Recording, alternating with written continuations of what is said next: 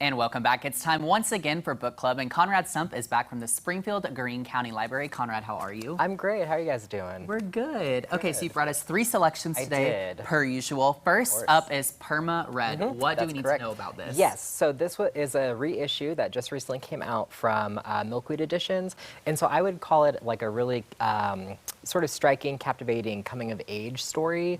So it follows a 16-year-old girl, Louise White Elk, who is kind of growing restless of her life on the reservation, and she's torn between the affections of 3 very different men, and kind of, you know, trying to figure out like who she is, what she wants out of her life. So a great coming-of-age tale.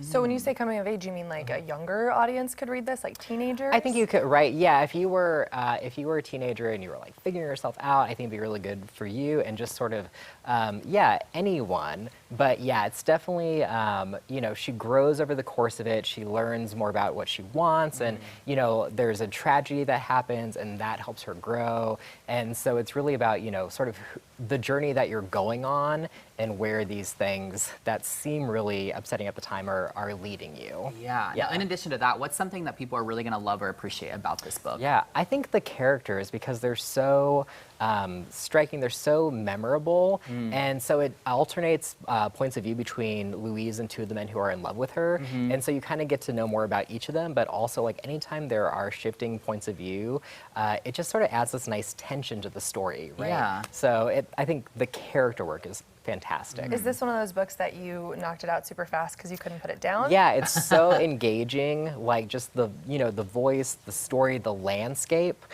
because it takes place out west, and it's set in the 1940s, so there's a lot there to be captivated by. Yes. I'm intrigued. Yeah, it's very fascinating. All right, second up is House of Hunger. Tell me about this one. Okay, so this comes out September 27th from Berkeley, and I'm super excited because even if you don't think you like scary stories, lots of people like vampire stories. And this is very lush, very gothic, what you would want from a vampire story. So it follows Marion Shaw, who's a young woman who's, you know, sick of living in poverty in the city, and so there are these essentially vampires who live in the north. Yeah. And so she sees this ad for a Bloodmaid, which is someone who the vampires basically, you know, keep to, you know, take their blood, have access to, and keep them young.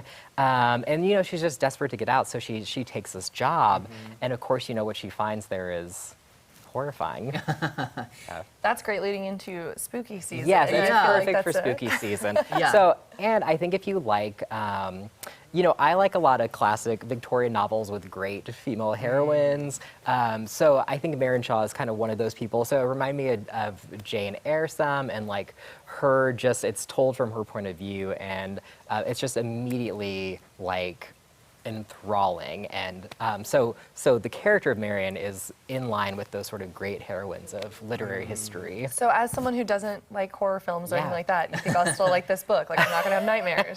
I don't think you would have nightmares, because there's a lot to connect with in the character, and there's also a lot to sort of examine from like sort of social commentary and just you know, kind of what we want out of life, and the choices we make and where those lead. So it's, you know, it's spooky, but I always find reading a scary book is much different than watching a scary movie. A book is much more like palatable. Yes. Yeah, and you can put it away for if you need the break. That's right. Yes, you can step aside. Yeah, well, that sounds like a good read. Okay, last up is Ghost Eaters. Yes, yeah. So this is by Clay McLeod Chapman, and he's one of my favorite authors.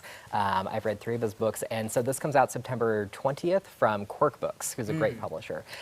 So it's really interesting. It's about like addiction and grief, but what he does with it is so different and you know, super cool. And so basically the main character loses her ex-boyfriend to an overdose, and she feels guilty for pushing him away before he died, and someone is like, hey, there's this drug that lets you communicate with the dead. And so she's desperate to like get to reconnect with him, and so she takes it, and of course, you know, that leads you on a trippy ride, to say the least. So it's very like so different that it's so cool. Yes, of course. Yeah, another good read for sure. Now, give me the website where people can find more information online. Yes, yeah, you can visit thelibrary.org, and you can find our catalog, you can find our programs, there's lots of stuff there. All right, Conrad, thank you so much. It's always a pleasure having you Thanks here. for having me. All right, well, up next, learn about the latest happenings at Dental ER. We'll be right back.